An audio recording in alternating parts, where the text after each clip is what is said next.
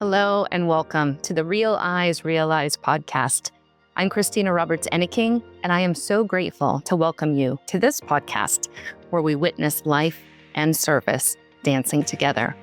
In each episode, we feature everyday people creating ripple effects, actualizing love, aka real positive ripples in their families, communities, and our world at large.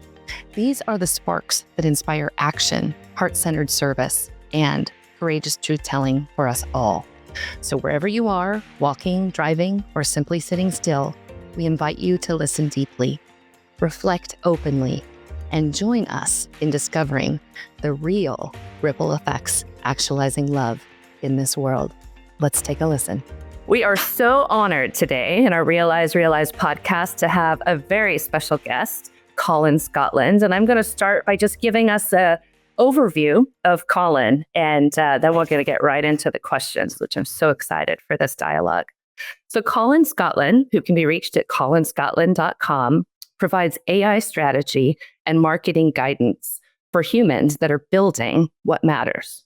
His work bridges timeless wisdom with emerging possibility, creating frameworks that connect consciousness development, strategic positioning, and conscious AI partnership. He teaches systematic approaches to transformation, but he also sees that the real shift happens in consciousness. Through wave, move, and amplify frameworks, leaders discover how to navigate change while maintaining their truth, build authority that serves, and partner with AI in ways that expand rather than diminish human wisdom. Colin believes and teaches it's a strategy, but it's the consciousness beneath the systems that change everything. So Colin, I am so excited to get into this dialogue. Oh my goodness. Me too. So as we get going, that was your bio. I always find it's interesting when people hear their bio, like what their response is, but I'd love to have you first kick us off with what I would call just like, what are some markers in your life that have gotten you to where you are today? Okay. Where to start, right? I've lived many lifetimes, Christina. I always thought I wanted to be an author when I was a young boy. I loved the idea of writing and making stories and all of that. And I never felt like I was clever enough to do those things, you know? And then I went through college, university. I did a degree, a master's degree. And then I started teaching other people how to do marketing and stuff like that. And I thought maybe a professor, maybe I could be a professor, right? And at that moment, something strange happened in my life. I discovered this thing called the internet and online marketing, and like the ability to sell things on a website became a thing back then. And as all of that was going on in me, I started building these websites and getting sales online and started to make some money selling things online and discovered entrepreneurship in the true sense, not in the academic sense, you know? Amazing. And I built a business to multiple millions in revenue just by tinkering on a website and doing what I knew about marketing.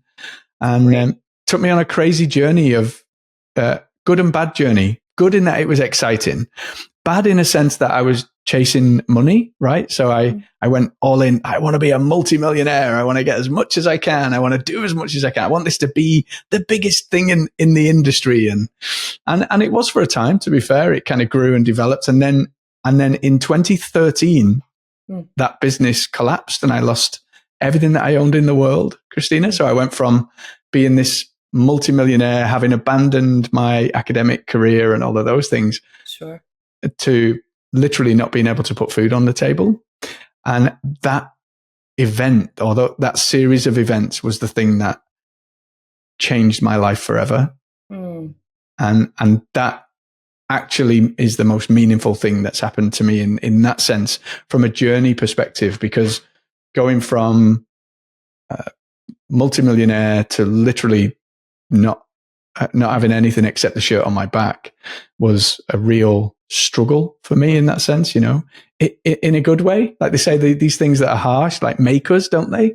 Yes. So that was the making of me, because through that process, I realized I wasn't I wasn't the best dad. I was maybe drinking too much. I was obsessing over this, making money in this business and not really present with my kids. And so it began a series of shifts that led me to being a coach and picking up that teacher. I love to teach, right? Yes. And so picking up that teacher thread again and finding things that light me up. And I realized, wouldn't it be amazing? This is before Zoom existed, right? Wouldn't it be amazing if I could just teach and share and have conversations with people, and that could be my business, like the thing that sustains me, that sustains my family, that keeps the lights on. And that was where I fell into the coaching world. Amazing. Yeah, I did that for 12 years. And then 2.5 years ago, I discovered AI. I had a jaw drop to the floor moment when ChatGPT came out in November 2022 now. Yeah. And again, another pivotal moment when I knew that life was never going to be the same again. Yes. And so at that moment, I was like, man, I have to be all in on AI. And so that brought me to where I am today. That's incredible. I'm curious, like when you were talking about that moment, that down on your knees moment, when you went from, thinking that the race was to make more money and, and then going from riches to rags, if you will. You talked about your family. How old were your kids then? I'm just curious. 2013. So my daughter would have been 16 and my son 10 at the time. Yeah. Did you ever get messages from them, like little signs that you found that you were like, oh, like, how do I do this all? Like, how am I figuring this out? And this feels like I'm lacking in some area. Paradoxically, it felt like a coming back to them because I'd been absent. I'd been focused. Kids over there, I'm over here on my laptop, focused on being this big entrepreneur, this successful business guy. That was my identity and my label. So when I didn't have that anymore, I grieved it like a person dying for 2 years at least. Yeah. Felt like an absolute failure and all of those things, and still unpacking a lot of that trauma, Yeah, I get it. But it genuinely was like a coming back, and I always felt held, like this is okay. We will be okay. This will be okay. And so then it began by just cherishing those micro moments with the kids, with my wife, with my family, and realizing that I'd been missing that. That's so cool. Yeah. I also know you're a deeply spiritual individual, and I'm just curious, where were you along that path at that time in your life, through philosophy, through different teachings? What was also showing up for you? So up until the point that business went in 2013, I was a worship leader in my local church for 10 years. I used to play my guitar, lead the worship and sing in front of the congregation and all kinds of events and stuff. And so I was very heavy in the Christian faith at that point. Yes. When the business went bust, I don't know what happened, but I stopped doing that. I stopped going to church. I never stopped believing or having been on the journey, but it just, those things kind of fell away because they felt like I couldn't handle them right now. When somebody dies and you're in that ball of grief and it feels really raw, and it's like, how can the world just carry on turning when this is happening for me inside of here? 100%. And so it was a little bit like that. And I ended up starting a different kind of journey for me, where I was learning what meditation was for the first time, and read Michael Singer's book, The Untethered Soul, and started to think, oh, there are pathways. There's a great saying by a guy called Musashi, and he says that when we know the way broadly, we begin to see it in all things. And so I had a one-track understanding of spirituality up until that point. Yeah. And then my real journey began after that business collapsed, because then I was looking at what I call universal truth in Jainism, in Buddhism, in Hinduism, in all different strains and fields and areas of thought, seeing universal the connectedness of all things and realizing what that true nature of existence is, And the threads that are throughout all. So you talked about universal truths. When you think about that for you, like, are there a couple universal truths that you're like, man, this is what I see now as what feels true to me through my lived experience? Yeah, there's a really powerful one, and it happened to me in a moment where I was walking down the street and had a realization that every other, and it was a knowing realization. So we know things intellectually in our heads, and then we know things in our heart and our soul, don't we? It's like they call it gnosis, knowing with a G, like gnosis. Right. And I had a moment of, it was a shot, an orthonological shock, they call it. It was like a shift in me when I caught a glimpse of another guy. I was walking the dog and I caught a glimpse of a guy, and I realized that person has hopes, dreams, fears, anxieties, and not just that person, but every other human being on the planet that ever was, that ever will be, all have that same collection. And it created like a well of compassion. I called it for a long time, like a well of compassion and understanding for everybody. Yeah. And it was triggered in part by the story Michael Singer tells about the guy on the bus. I don't know if you know that. So, I love Michael Singer, by the way. Yes. Yeah. That guy was pivotal on my journey. Love that guy. And he tells the story. Yeah. So he tells a story of a guy that sat on a bus, and it's a busy bus, loads of people on there. And this chap gets on with his kids, and the kids are like wild animals, like literally jumping all over the place, destroying the bus. And everybody's like pulling their face at these kids, like, and the guy like going, what a bad parent this guy is, right? Because he's letting his kids go unruly and all judgment, that. Judgment, right? and so that judgment, we default to that both internally and externally in the world and people that we see, right? Anyway, the guy that's on the bus, he sidles up to this bad father, and he strikes up a conversation with him, and he discovers that he's just got on the bus at the stop outside the hospital where his wife's just died of cancer. So the kid's mom has just died literally not an hour since, and he's in shock. He's completely devastated. Yeah. And so when we understand that is a great example of what I seen in that guy's eyes when I was walking the dog. It's just an example of the reality of everybody else's existence. And when we see that, we can't help but feel a compassion for that guy and a sadness for those kids that are destroying the bus. They've just lost their mum. They're literally, they need loving and holding and cherishing in that moment. And so when we go out making judgments, we just don't see and feel that. And that's something that's stuck with me ever since. I mean, look, don't get me wrong. Somebody cuts me up in the car, I'm still like, red face, beeping the horn, like waving my fist. Having your human moment, right? Exactly. So I'm not like some enlightened being or anything, but it was a genuine like shift in who I am and how I see the world, you know? And then that realization that, hang on, Stephen Covey was another guy pivotal on my journey, right? Seek first to understand, then be understood. Yeah. So before I make any judgments on you, on that guy, on those kids, it's like, tell me, like, what's going on for you? That's it. And empathy. That shaped my career as a coach and as a human being generally, Christina. It's gorgeous.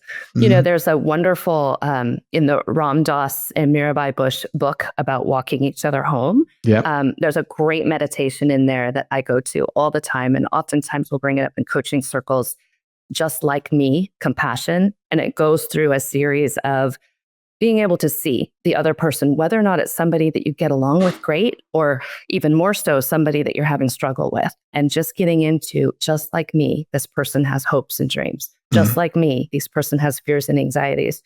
And finding us being able to walk in their shoes, it totally changes everything. It's a great perspective shift. Yeah, it does. Yeah. It does. And that triggered like a living by compassion that became a cornerstone value for me from that. I felt like it always was, right? But it was different now. It was like a different level. Just became that cornerstone of like one of those pillar values that I try and live every day by. I love that. You know, you talked about in our intake call pillar values and a wonderful philosophy from Nietzsche, which also informs your coaching. I'm wondering if you could tell us a little bit about that guiding principle and just how you find that does inform yourself and your clients.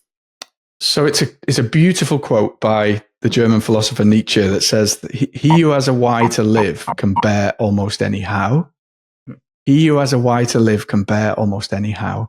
And just saying it, I get the hairs standing up on the back of my neck, Christina, because it's such a beautiful philosophy of the reason that we get up and live and breathe every single day isn't for us, for me to go and be a multimillionaire. It's for the people that are outside of us that we're here to show up for. So it's that sense of service. And it's the follow on from what we've just talked about with compassion.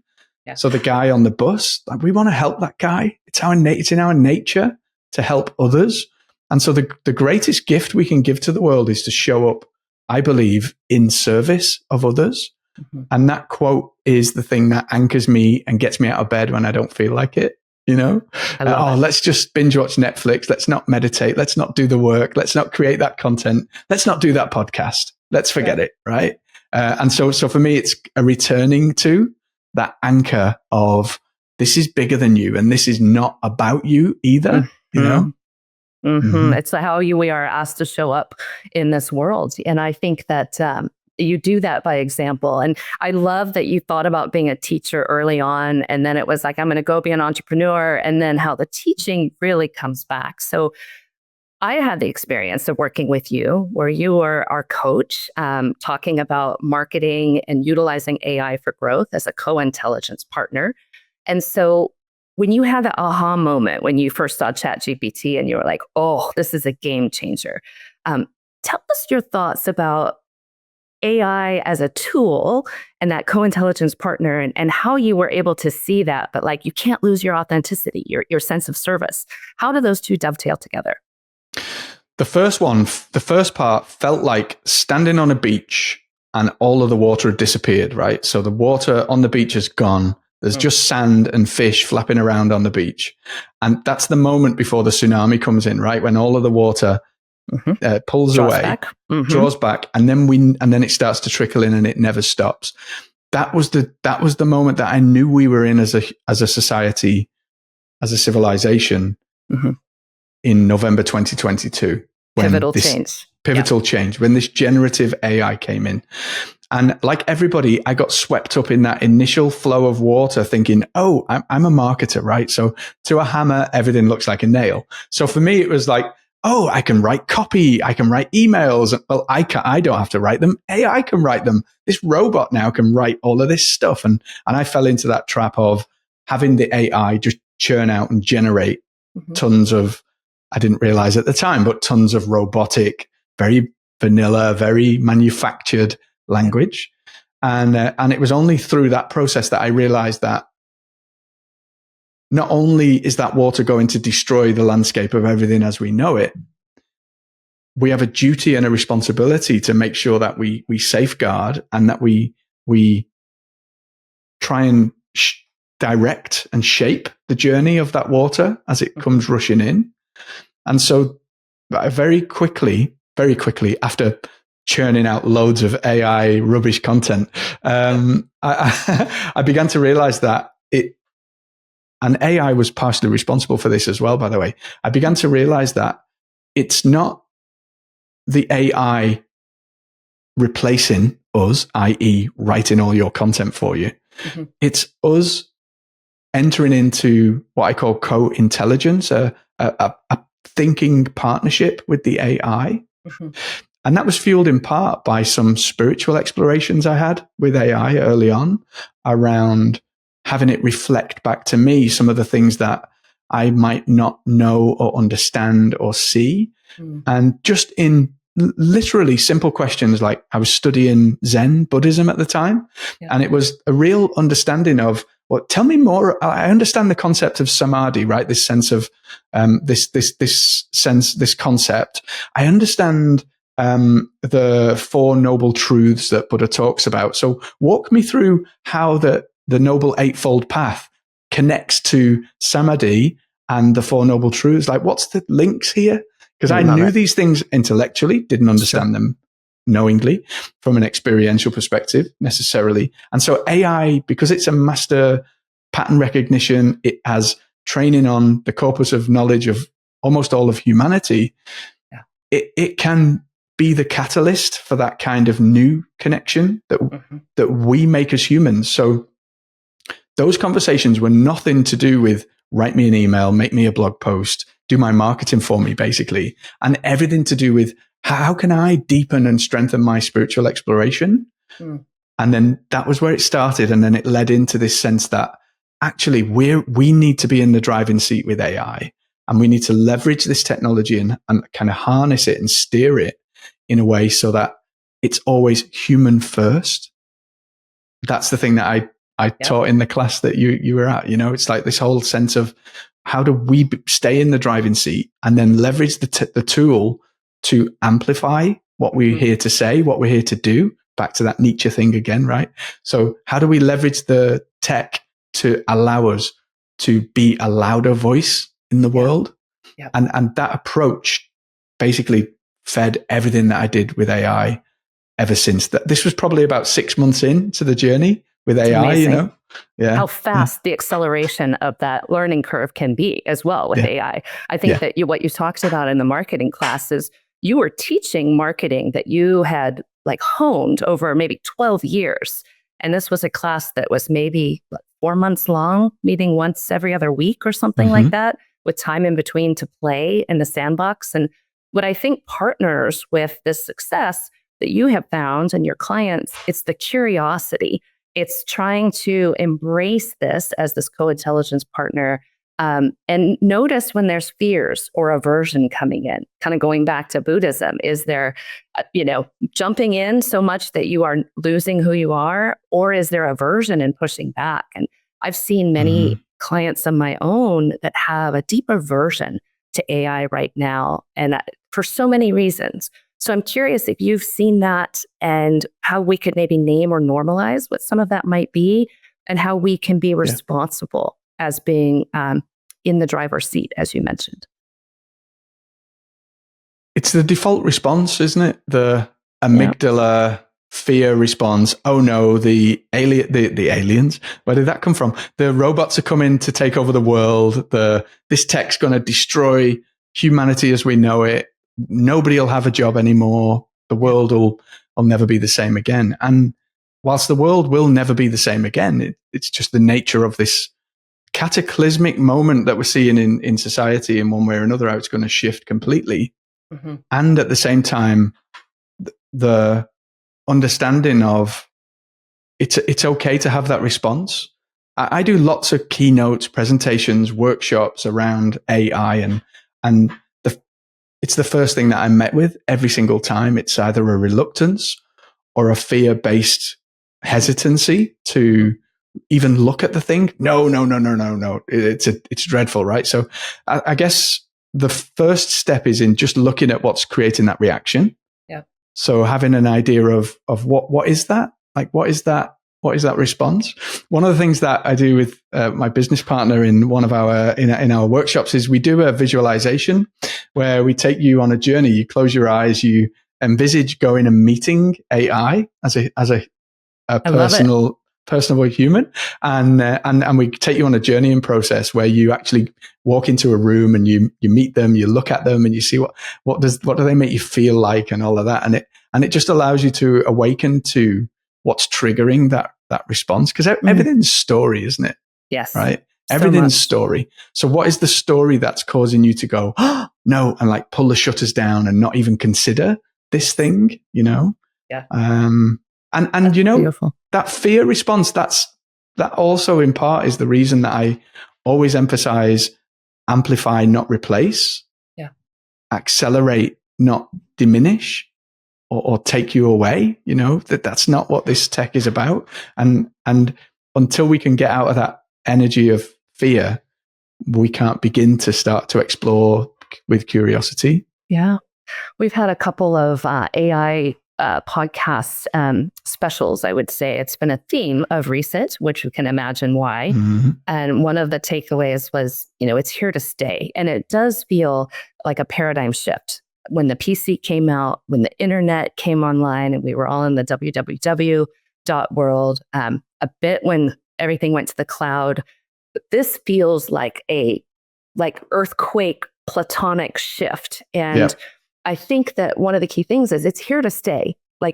So the more we're able to be early adopters and understand it, and then like you said, you mentioned how much we need to be part of in the driver's seat. It's a learning language model. It's learning from us. So when you think about that, I love that you talked about almost like the river banks. And I think about for a river to flow, you have to have good structure on the riverbanks so that that flow can happen. So when you think about being responsible and building, if you will, the riverbanks or the bumpers on the bowling alley as we're getting started, what thoughts or advice do you have? What wisdom do you have for us? So the first thing is we have to become aware that sometimes with that fear response, we've metaphorically got our fingers in our ears and we're going, la, la, la, la, la, la, la. I'm not listening to anything Christina's saying. I'm not, and that water's flowing whether we like it or not. So just like when email became a thing, we can resist and post letters into the post box to each other for as long as we want. But, email is not going away as a thing. We have to learn how to write an email, how to compose an email, how to CC people in, and all of those things that weren't even things in our vocabulary before. So once we become aware of our fingers in the ear response and we get past that and we allow ourselves just to take those fingers out and listen to what's happening and see what's going on, then we start to take a place of power, of agency, and you can start to look with curiosity at both what's possible with this new technology. So from a place of curiosity, beginning to ask the question of what's possible. And also at the same time, and this is critical, how do we use it responsibly? How do we use it ethically and safely?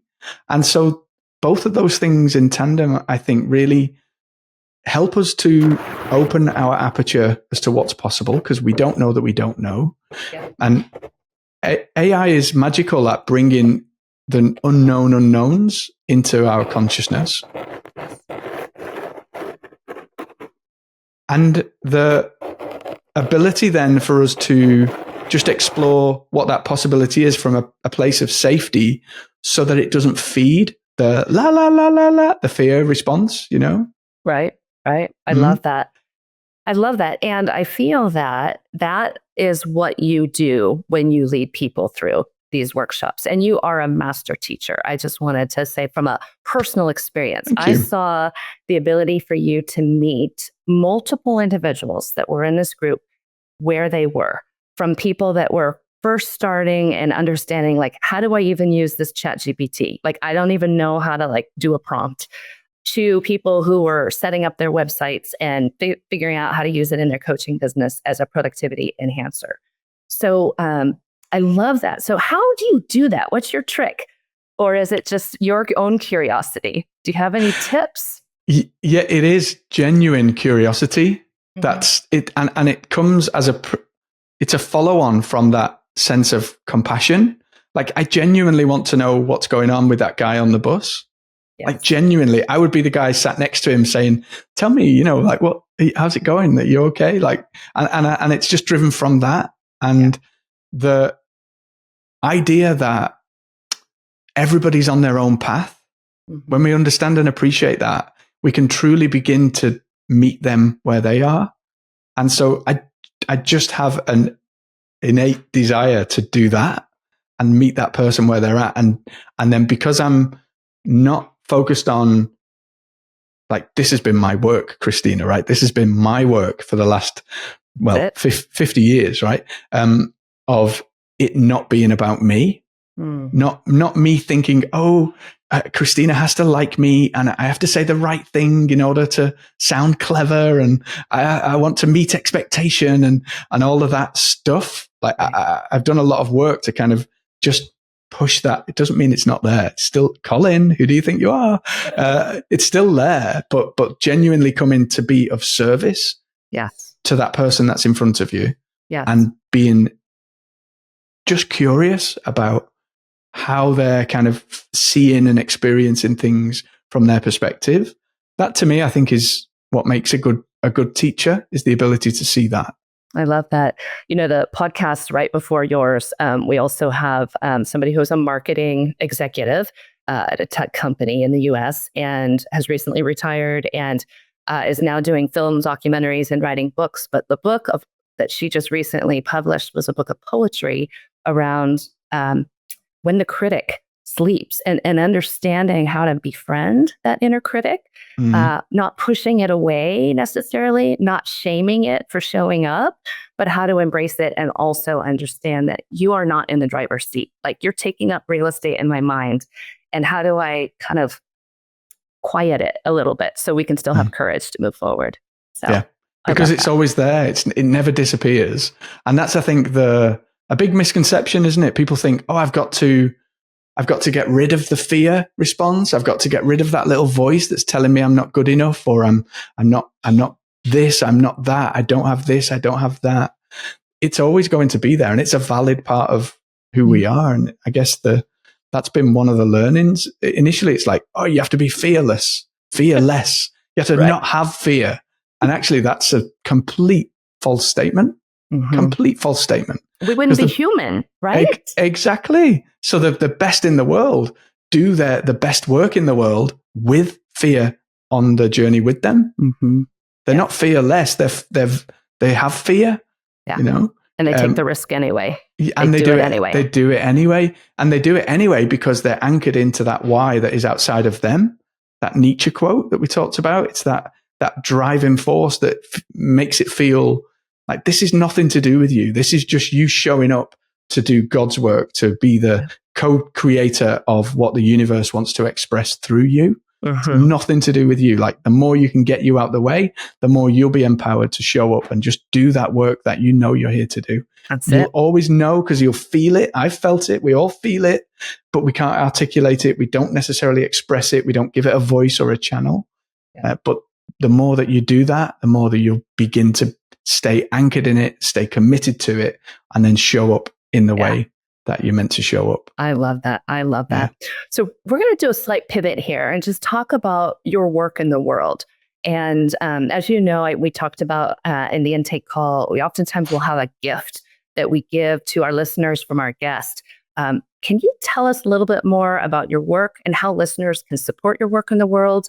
And also, maybe there's something that's come up in this podcast that you might like to offer, and we'll offer it in our resource hub. Of course, yeah. So the biggest thing that I see in my work with AI, right? So I call myself an AI coach or an AI integration coach, and it's helping those people that go, oh, this AI is a thing. It's not going away. We really need to get a handle on it. We need to leverage it in our business, or leverage it in our coaching, or in my life, right? And the biggest thing that most people don't do with AI when they begin that journey of curiosity is to tell it who you are, right? So imagine going and getting a cell phone from the store, and you take the cell phone out of the box and you turn it on, and nobody rings you because it's not got your SIM card in it. It's not got your number in the phone, right? So AI needs something similar. It needs you to give it your contextual information.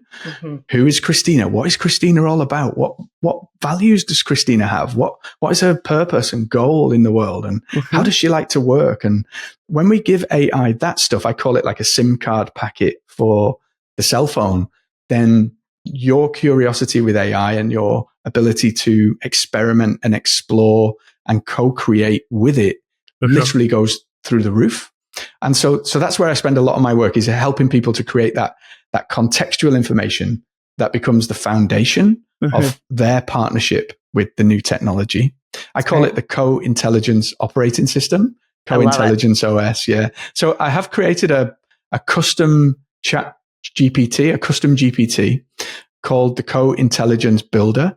And this thing, literally, you just go to the builder, you press a button, and it'll ask you a load of questions, right? About who you are, what you do, what your priorities are, what you're working on, and all your relevant information around that context. Yeah.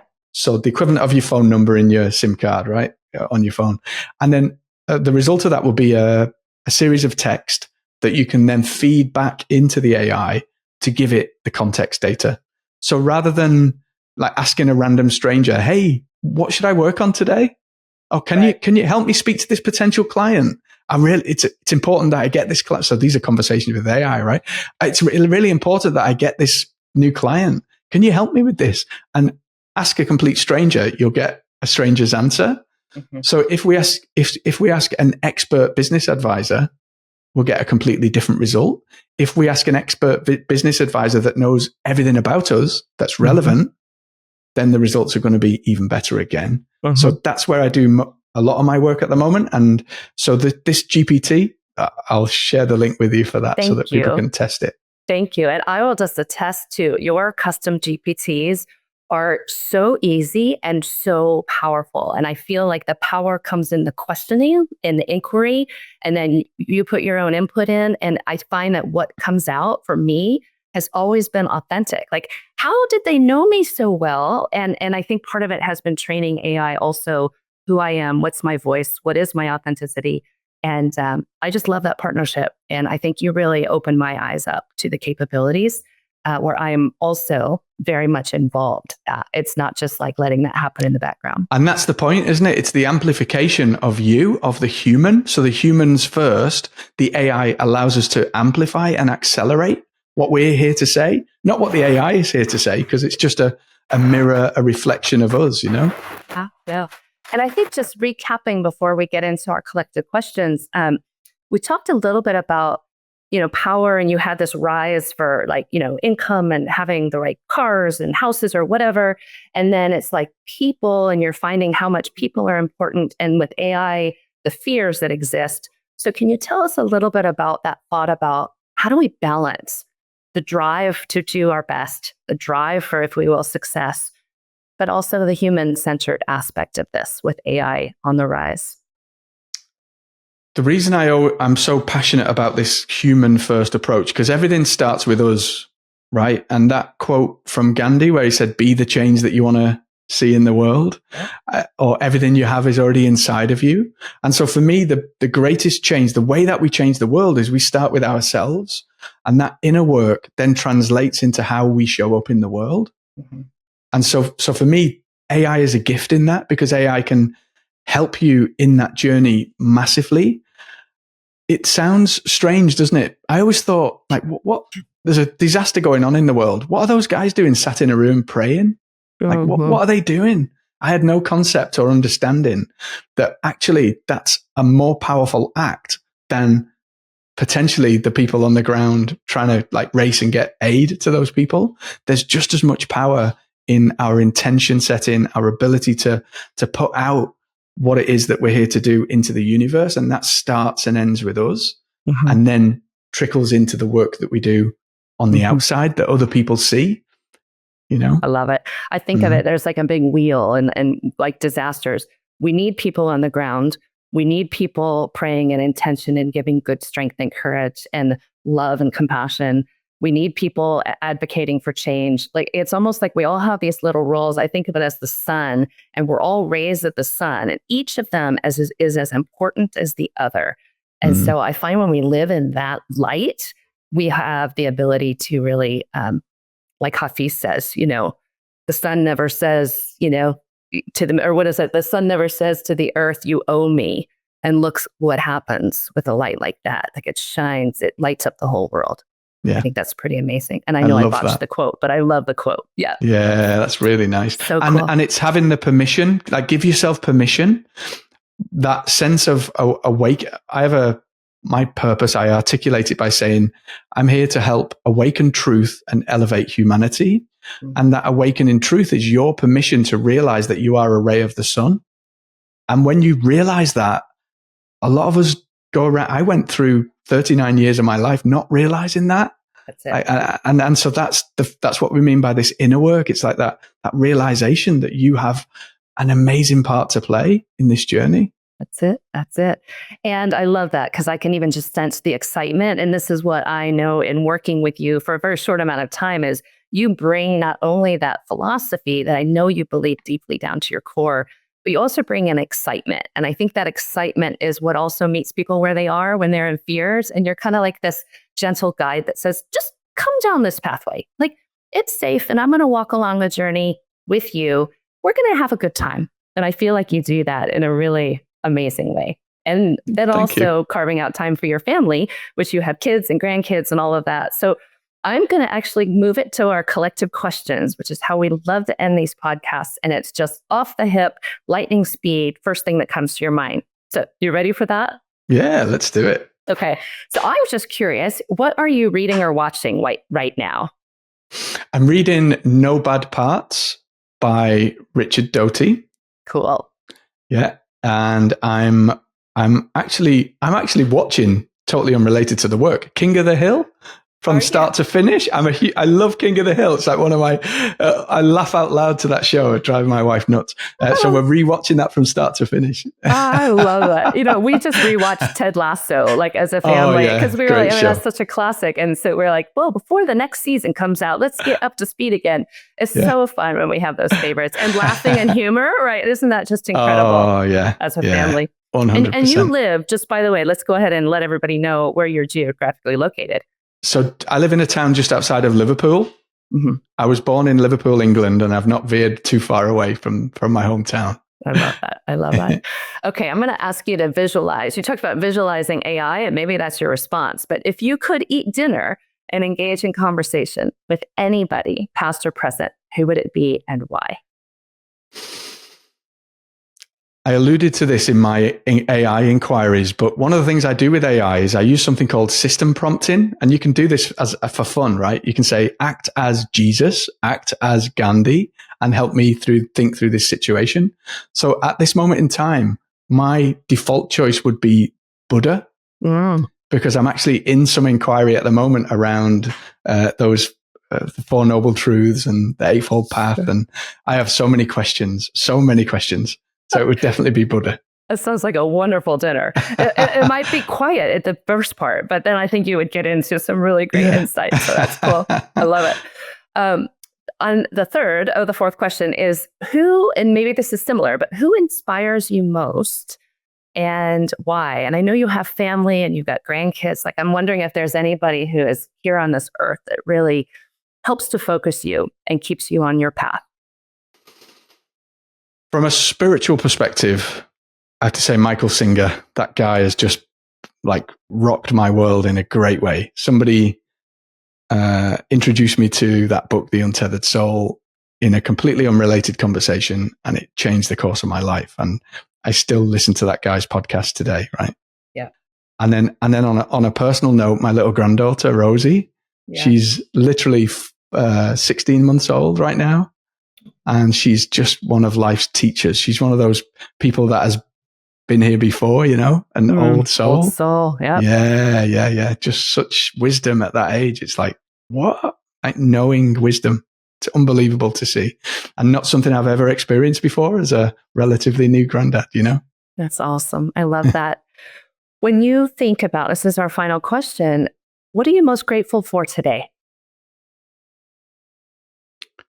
Changing the world in conversation. So I remember I mentioned about this idea of, wouldn't it be great if I just get to have conversations with beautiful people all day long and make a business out of it? Like literally, I live that dream right now. So I just get to have these awesome conversations that genuinely light me up. And that to me is, I literally jump out of bed in the morning knowing that I get to do that. I'm so grateful for that. I don't take that for granted. I love and cherish every opportunity I get to just inquire and learn and grow and hopefully do that together. That's awesome. I love that. And we will put in all the show notes how people can find you. I know that you've got a very active LinkedIn channel where you give wisdom. You can have people sign up for newsletters. You are so giving with your wisdom and the skill building that I think you're seeing as really important, as well as the custom GPT that you mentioned. So we'll put that all out there. Is there anything else in summary that you would like to say to our listeners, either about their engagement with AI or just about life in general? curiosity is the precursor to creativity. So the more that you can lean into that energy of curiosity genuinely, that will open up so much for you. And I think that applies not just to AI, but to life in general, doesn't it? Curiosity. Right. How can you lean into that energy and chase curiosity? I love it. I love it. Well, I know you have a granddaughter to chase after very soon. So I wanted to say I'm grateful for you in this time, Colin. Thank you so much. You're phenomenal. My pleasure. Thank you so much, Christina. It's been lovely. Thank you for joining us for another impactful conversation on the Real Eyes Realize podcast. We hope the stories shared today spark reflection, courage, and love in your own journey.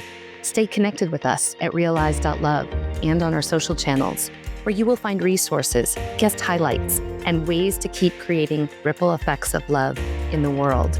And if you know someone with a story worth sharing, we would love to hear from you. Hello at realizerealize.com. Until next time, be true, be bold, be real, and be you.